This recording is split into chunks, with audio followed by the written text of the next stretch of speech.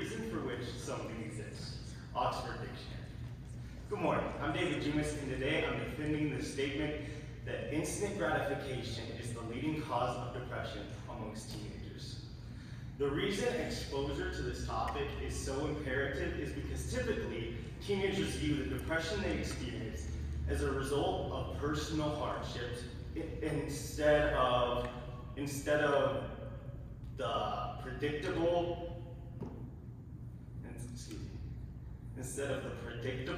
chemical reaction that it is. In today's world, too much dopamine is what is destroying the youth. Dopamine is the chemical that produces feelings of pleasure and achievement within the brain. We all love, need, and enjoy it after all. Without it, humans would be unable to obtain any source of happiness throughout life. So how could this be destroying the youth? To say teenagers are depressed because of too much joy is absolutely insane, right? The problem comes when dopamine receptors are reset by addiction. This happens when the source of dopamine is abused to the extent where it no longer raises dopamine levels, but instead just keeps them at zero. Now, in the past,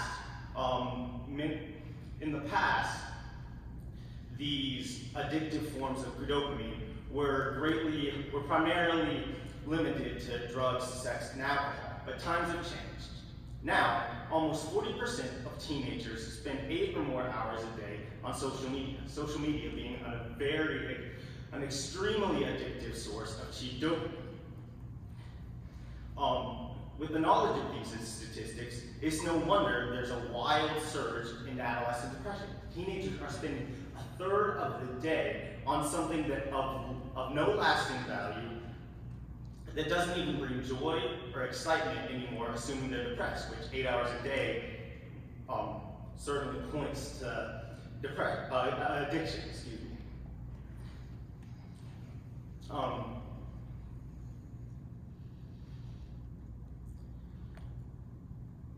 So, whenever all of a person's free time is spent buying cheap dopamine, they buy an empty purpose.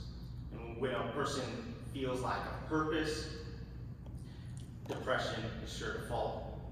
Because of the unawareness of this vicious cycle, teenagers are constantly falling into depression is not only expected but also accepted in society, which a society full of everyone accepting the feelings of others may sound great, but it fails to ask the question, why are those feelings there? But when we finally do, the answer is obvious. We, as teenagers, are entertaining ourselves to death.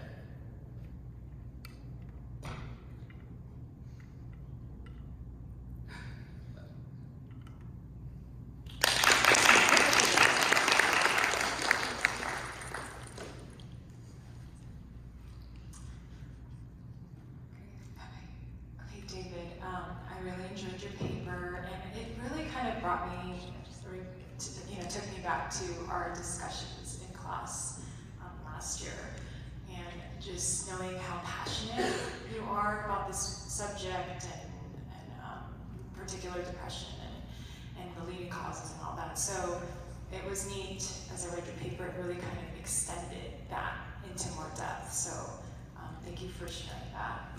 So my first question, in the spirit of defining, in your abstract, you say, quote, only viable antidotes to the ever-growing trend of depression were purpose, dedication, and hope. In that quote, although solutions may come in different shapes and sizes, without bringing about true purpose, depression is inescapable, end quote. So when I was reading this, it got me to thinking, because your audience didn't seem like it was just addressing Christians, right? Christian teens, but it was all teens and just people in general. But so when you said that the antidotes were purpose, dedication, and hope, it caused me to think, okay, what purpose and dedication? Like, what do you mean by dedication? Dedication to what?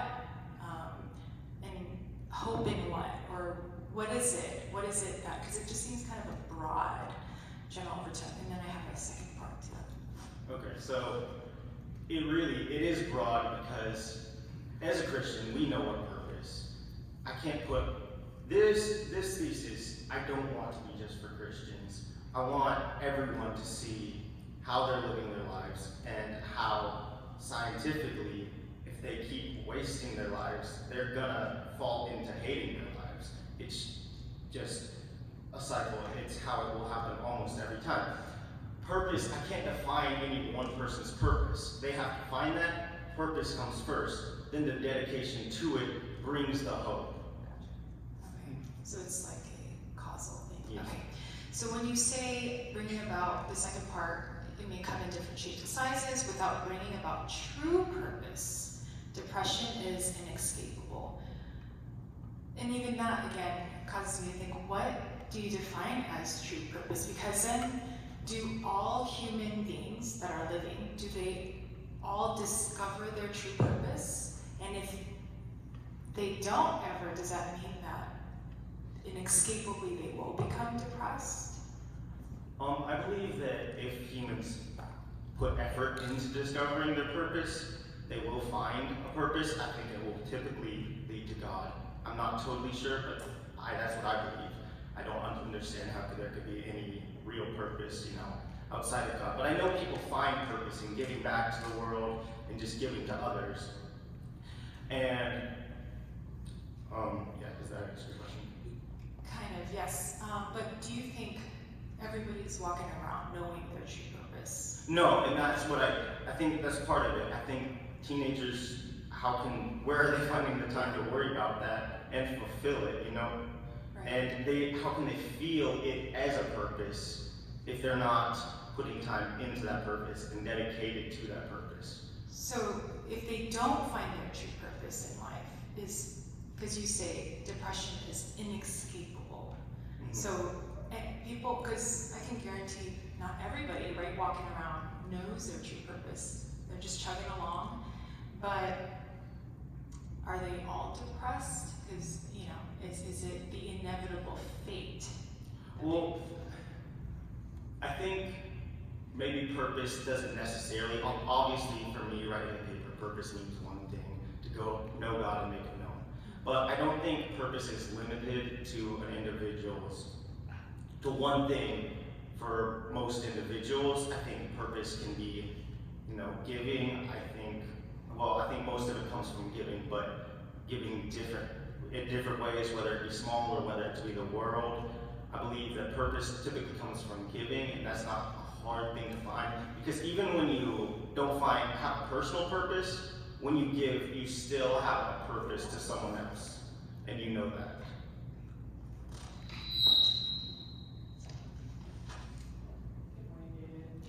Yes, ma'am. I was challenged by your definition of depression as more than a biological imbalance. You talk about it being self-inflicted. We'll talk about that, touch that on in a minute. I also appreciated your use of dichotomies to help us understand how complex this issue is. You talked about Christians or people with faith who struggle with depression. And on the flip side, non-Christians who have a great life, right? That are full and joyful. Or you have poverty-stricken teenagers that are barely getting by, who are not depressed. And then you have the rich and famous who are unhappy and depressed. And so it's not a simple answer, right? Or a simple question to deal with. I also liked how you define depression by what it is not. That it's not a lack of amusement, as if something that happens when people are not having fun, but that rather that teens who are amusing themselves to death. And so to me that was really powerful. So in your research and studying, Dr. Sawchuk was one of the people you used, and others, did they state how they make a diagnosis of depression? So it was interesting. I couldn't find where it seemed that typically depression was more, they have feelings of depression, and that like therapists are typically accepting of a person's feelings, and that might have to do with the culture, as you can label your own feelings as however like big a deal as you want. So when a person comes in to tell the doctor they're not feeling well mentally, it's sometimes difficult to tell like how bad it is, if that makes sense. Yeah, so I was wondering alongside that, because we talked, then you moved on to the dopamine. And so it was just kind of raising the question in my mind about, well, they're addicted to dopamine. If they're addicted to this dopamine, then is it still a biological imbalance? And can they measure that? A biological imbalance. Well, yeah, we talked about it's not just a chemical imbalance in the brain, right? This dopamine addiction is a self-infliction. Yes. I'm just asking the question. I Oh. don't know if your research showed. So yeah, it's self-inflicted because, you know, teenagers by peer pressure, just seeing how fun. I am the first to admit, social media is super fun, right? So they're drawn to it, and then after the first dopamine highs, they get addicted, and then it goes back to a base level of 0, or the average dopamine levels are 0 to 30, and when starting an addiction, you'll have a spike, and then after the addiction is made, it will go back down to the original level. Although with social media, teenagers start seeing that in their life they're wasting all this time and wasting their lives, but are still drawn to the dopamine because it's the only way they get back to the base level.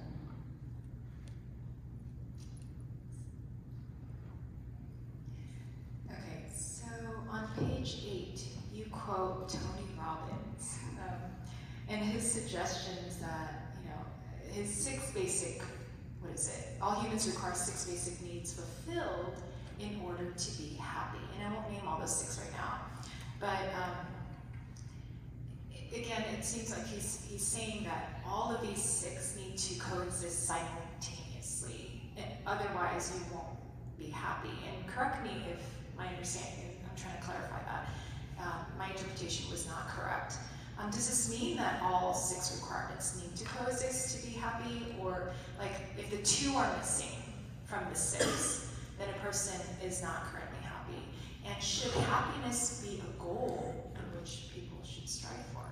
So I believe a happy person would not tell you they're missing any of the 6, because I believe happiness is somewhat self-inflicted as well as depression. I believe a happy person wouldn't tell you they're missing any of the 6. And I believe, yes, happiness should be a goal, because we're to find joy in the way we live life, especially as Christians, as I assume everyone in this room at least is. We're supposed to find joy in our purpose, which is the Lord. The purpose we fulfill is hopefully bringing us happiness. Otherwise, we're probably not fulfilling it to the best of our abilities. Would you say, as a Christian, I'm glad you brought that up, happiness can be defined as the same thing as joy? And what's the distinguishment? I believe so. I believe yes. In some conversations or circumstances, you might want to differentiate the 2 just to use a similar word for something that's slightly different. But I believe you have to define them properly in that conversation, but I believe as general terms they're interchangeable. Can you think at the top of your head, you know, scripture of, I'm not saying quote it or give me a reference, but, you know, on references on joy, and do you know any at the top of your head that, oh yeah, there's one on happiness, where scripture says to be joyful always, but to be happy always? Do you think there's a distinction there? Well, I just believe happiness is a more shallow term for the word joy. Like you could say, the happiness of the Lord is my strength, but The joy. yeah, it's a little more shallow of a term and it's not used as meaningfulness because in general, when people think I'm looking for happiness, I can see where you ask the question, because when teenagers think when they're looking for happiness, they go to things that bring them, instant gratification, and that's the problem.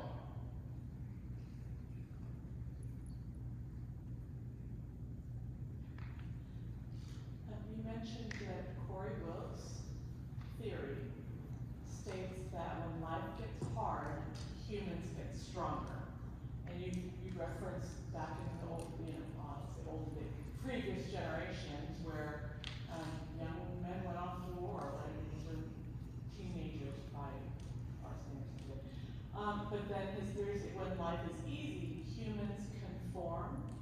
Could you expound on that idea? I wasn't quite certain what he was referring to, especially about people making their own corrections.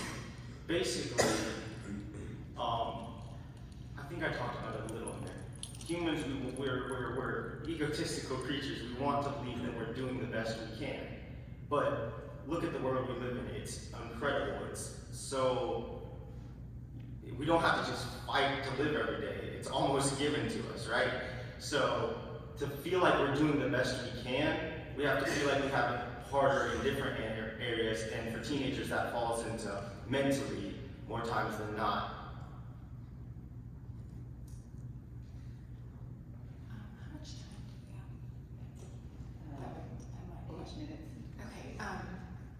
So going along with what Mrs. Dalton was saying, do you, on the topic of, because you bring up, the younger generations of like the World War I era too, and so on and so forth, depression rates were lower. But if you actually, it's not that they didn't exist, but they are lower. Do you think that maybe those rates are, and reported numbers are conflated? Because back in those times, it wasn't socially acceptable or culturally acceptable for, let's say, men or young, people to maybe express their pain, their suffering, and so maybe it wasn't acknowledged as much or reported as much. Whereas today, in our society, and I think you alluded to it earlier, where it's like almost a trend, right? It's almost it's acceptable to state your oppressions or whatnot, and so and to self-express, right? That's accepted. And so, do you think that maybe the rise in depression rates is attributed to that, or is there a real concern? You think? And even with you said, when you said, what did you say? Compared to before, teenagers today don't really have a lot to worry about. It's like sunshine and rainbows, I think you say at one point. But is it really because the things that young people face today on a day-to-day basis? So maybe there's not famine and starvation, war that they have to go off at a certain period of time, but the day-to-day societal pressures, and I kind of listed here, but I won't go through that. But is it really, the stressors that young people go through today? Is it really not a big deal, you think? I think, again, it's a big deal because it's made to be a big deal. So I don't think the world has gotten harder to live in. I think we've made it harder on ourselves. And it's the result, like they're having a hard time because it's the result we've created, is that what you're saying? Yeah, there was, and I don't know if this is 100% factual, but there was an interview where this guy, he said he wanted to bring this model from a poverty-stricken country in Africa. He wanted to bring her back and model in America, and she was like, no, that's the place where people jump off buildings. And you see the life they live and the life we live. Our life is so much better to fit our wants and needs, yet somehow it's worse, right? So in a way, the numbers probably are, you think, conflated to, it's made more of a big deal today and exaggerated. Yeah. Right? I just have one more question. In your paper, I thought it was really interesting. You mentioned a social experiment presented by group named Jubilee, on how it depicted the sheer egotistical entitlement mindsets we're seeing more and more today. It reminded me of a video I recently watched conducted by Jubilee, actually. And it was a panel of conservative Christians versus liberal Christians. Are you familiar with that? Yes. Okay, it's really good. Yeah. The topic of homosexuality comes up, and a conservative Christian male admits his struggle with homosexual tendencies he's always had. When asked by the liberal Christians if he was miserable because he chose to deny himself and identify with what the Bible says he is, do you remember what he exclaims? He exclaims, "No, absolutely not. The joy of the Lord is my strength, and I choose to trust the Lord."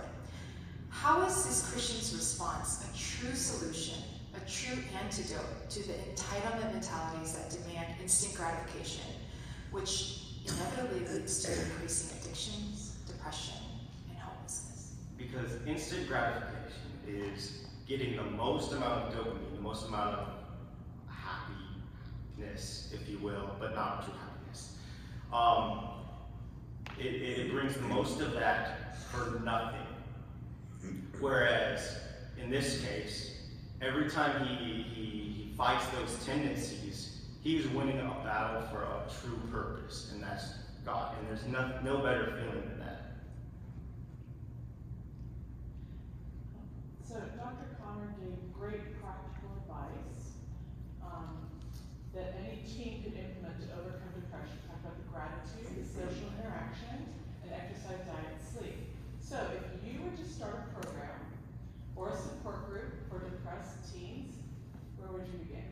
I would begin with, for me personally, I was depressed, and exercise helped me immensely. So I would begin there, and then I would begin by asking them to maybe give someone something at least once a week. So maybe pay for the guy food behind you in the drive-thru. And then I would just go try to spend more time with people, interacting with people, as opposed to just managing your time better. Because those things drive towards purpose and giving back to the world.